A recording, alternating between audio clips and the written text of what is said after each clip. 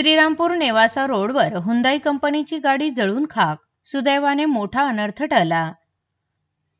श्रीरामपूर नेवासा रोडवर हुंदाई कंपनीची गाडी जळून खाक झाल्याची माहिती समोर येत आहे।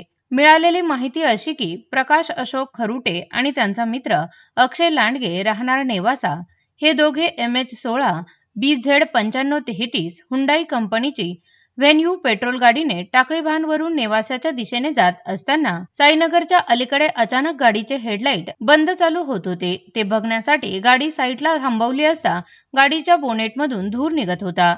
प्रकाश खरुटे आणि त्यांचा मित्र अक्षय लांडगे यांनी गाडीचा बोनट उघडला असता इंजिनमध्ये मोठा जाळ दिसला। नंतर आग वाढत वाढत संपूर्ण गाडीला लागली। आग इतकी भीषण होती की काही काळ श्रीरामपूर नेवासा रोडवर वाहतूक ठप्प झाली होती। अग्निशामक फायरमॅन टीमला माहिती मिळताच फायरमॅनचे राहुल आसाराम मानोर टीमसह तत्काळ घटनास्थळी दाखल होऊन आगीवर नियंत्रण आणला। तोपर्यंत गाडी जळून पूर्णपणे खाक झाली होती।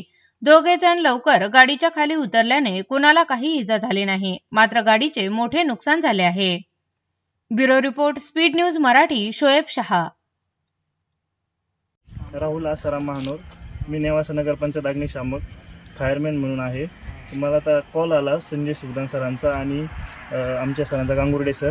आम्ही तात्काळ तिथून गाडी घेऊन शाईनाथ नगर लोकेशनला आलो आणि गाडी विझवायला चालू केली आणि माझं नाव प्रकाश अशोक खरुटे, राहणार नेवासा। मी टाकळीवरून नेवाशाला येत असताना इथं साईनाथ नगरच्या अलीकडे माझा मित्र आणि आम्ही दोघं दमाने चाललेलो होतो।